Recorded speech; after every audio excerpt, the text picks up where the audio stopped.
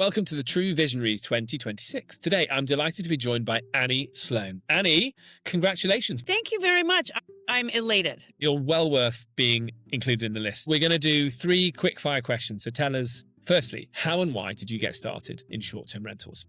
I got started in short-term rentals for freedom. That is the number one thing. And I think a lot of people started this way. I can have more freedom with travel. I got started by arbitraging my apartment in San Francisco on something called Craigslist before Airbnb even existed. I was a very young, just out of college person. And I thought, I want to go to visit my sister living in Guatemala for a month. I want to go to Brazil for 2 weeks. I didn't have money. So what did I do? And I knew this was a kind of nascent age of short-term rentals as well. It was right before Airbnb, right? And then Airbnb quickly came on the scene because they saw people doing it on Craigslist, especially in San Francisco. And I would do things, I would say, oh yeah, just send me a photo of your ID, and come stay at my house. Well, I go for 2 weeks, but it allowed me to have freedom that I could not imagine beforehand. And it's the same thing now. I have short-term rentals. And it is freedom, a bit more freedom for me in my work. It also is hopefully more freedom for my kids when they're older, when you're looking at the macro picture, so that immediate freedom keeps going. Yeah, I love that. That's great. What's the one thing that you think hosts are not doing that they should start doing today? Here is the one thing that hosts are not doing that they absolutely should be doing, and that is storytelling. Better storytelling. Your listing 4 years ago, even, it was, hey, you need the right pictures. You need the Instagram wall. You need to be saying we have this many bathrooms and here's what you can do. In today's world, when people are planning on AI and AI is indexing listings on Airbnb, Vrbo, Booking, Independent, you need to have the hook that is what they want to do at that listing. That doesn't mean that it's a rafting tour. It means our listing is a great place for a romantic destination. It is great for honeymoons. It is great for couples. We have a romance package. Here's a photo in our listings of 50 flameless candles around the outdoor cowboy pool, and writing, we have a package of 50 candles around a pool, because the way that people are searching, this is how they were searching, but especially young people, they're going to ChatGPT and they're saying, where should I propose to my girlfriend 2 hours outside of Chicago that is under $300 a night? And how that's going to index, what it's going to return is, hey, people love, and you can just hear this even from Google, who's indexing on AI.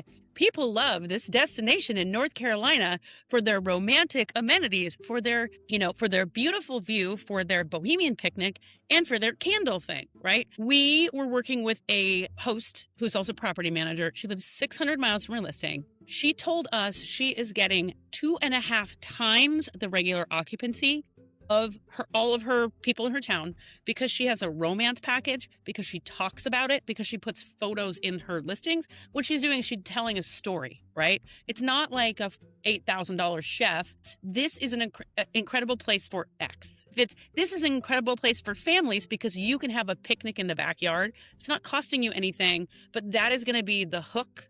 Because AI is not going to go through, people aren't going through an Airbnb and looking at 30 listings. They're doing what AI is telling them to, or they're saying, oh, that's giving me an idea. We should go to this area. That's fantastic advice. I really like that, Annie. Tell us, what are the things that we should be looking out for in the industry? Where are we heading into 2026 and beyond? Well, I think, Leo, you would know this very well.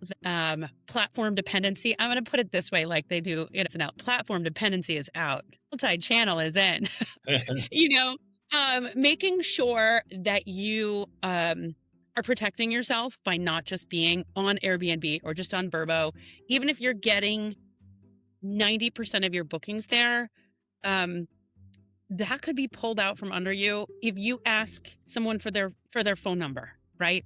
If you say, hey, why don't you PayPal me for that parking spot that you forgot to pay me for 3 weeks ago, right? You need to be protecting yourself for that freedom by being multi-channel.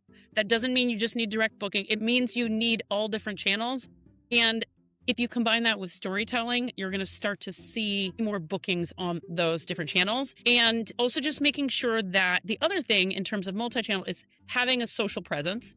I think a lot of hosts are like, oh man, I don't want to do that. That's not my job. You don't have to do that much, but if you just start to think about that storytelling piece, of, hey, do you know you can do this in our town? Do you know what you can do at our listing? Just some of that is going to get you a lot more of those hooks across different channels. You don't have to buy expensive marketing. Just start talking about it. And that's going to then, here's an example, I would say also of that, how that kind of plays out in the longer term. Let's say you are on social, someone also stays at your house and you say, we have this, I'm going to say romance package again, right?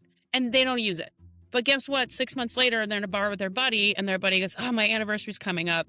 I can't think of anything to do. That person's able to say, well, I stayed at this place and they had this cool like romance package, man. Go and check it out. That's how that storytelling plays into the listing. And then if you then have a direct booking site, you're able to say, great, I can pick that hook back up and you don't have to go back to the OTAs. Annie, I think you're right. I think it's a meet the moment opportunity, isn't it? Yes. For our industry.